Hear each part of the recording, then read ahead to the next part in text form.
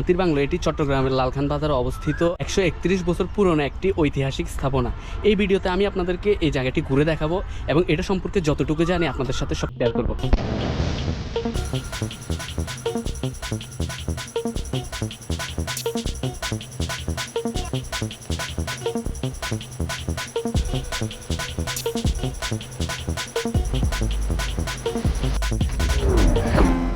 হাতির বাংলোতে আসতে হলে আপনি যেখানেই থাকেন আপনি প্রথমে লালখান বাজার আসতে হবে। আমরা এখান থেকে জিসি মোড় আসছি।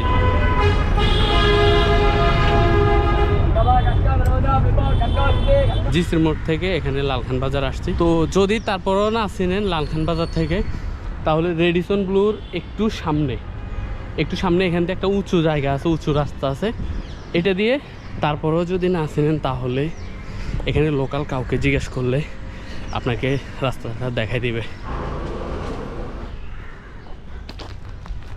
3 থেকে 4 মিনিটের মতো হাঁটার পর আপনি সামনে দেখবেন হাতির বাংলো। মনে হবে যেন আস্তে একটা হাতি এখানে। আমার পিছনে হচ্ছে বড় একটা হাতি। এখন আমি আপনাদেরকে এই হাতির ভিতরে তো ঢোকা যায় না, তারপরও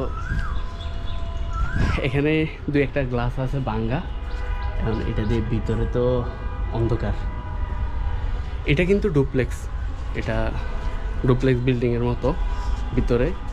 তবে এটা দেখে আমার কাছে মনে হচ্ছে যে এটা, আমি এখানে একটা জিনিস দেখতে পাচ্ছি, এটার উপরে মানে কি একটা রাবার জাতীয় কিছু একটা দিছে চামড়ার মতো। ওইটা আমার মনে হয় এটার কারণে এই জিনিসটা অনেক ঠান্ডা থাকে, এরকম কিছু এখানে মানে একটা আবরণের মতো এটার উপরে আছে। তারপর এটাকে পুরো একটা হাতির মতো মনে হয়, এটার যে মানে হাতির যে শরীর ওই রকম সেম এটার। এবার আপনাদেরকে এই চট্টগ্রামের বুকে লুকিয়ে থাকা 131 বছর পুরানো এই ঐতিহাসিক স্থান নিয়ে যতটুকু জানি আপনাদেরকে এগুলা বলবো। ব্রিটিশ আমলে 1890 সালের দিকে এই বাংলো তৈরি হয়। এই জায়গাটার নাম হাতির বাংলো হওয়ার পিছনে একটি মজার কারণ রয়েছে।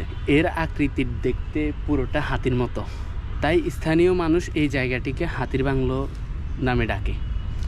উঁচু ছাদ, বড় জানালা আর প্রশস্ত বারান্দা সব মিলিয়ে এই বাংলোটির স্থাপত্যে দেখা যায় ব্রিটিশ আমলের ছাপ।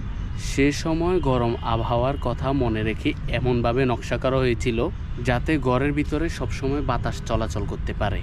শুধু আবাসনই নয়, একসময় এই বাংলোটির প্রশাসনিক কাজও ব্যবহৃত হতো। অনেক গুরুত্বপূর্ণ ব্রিটিশ কর্মকর্তারা এখানে অবস্থান করেছেন। এখান থেকে পুরো এলাকা নিয়ন্ত্রণে রাখত।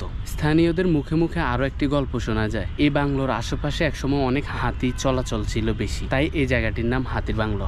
স্বাধীনতার পরে এই স্থানটি বিভিন্ন সরকারের কাজে ব্যবহার হয়েছে, তবে সময়ের সাথে সাথে এখন এটির ব্যবহার অনেক কমে গেছে। এটি এখন এক ইতিহাসের নীরব সাক্ষী হয়ে দাঁড়িয়ে আছে।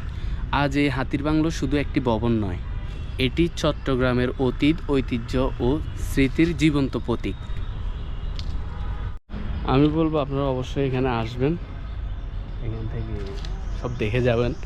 এখানে আসলে হবে কি, এটা হচ্ছে পাহাড়ের উপরে, এখান থেকে কিন্তু আবার এইদিকে পাহাড়ের প্রকৃতি দেখতে পারবেন। আমার মতে এখানে আসে অনেকক্ষণ আড্ডা দিতে পারবেন, ভালো একটা টাইম কাটাইতে পারবেন।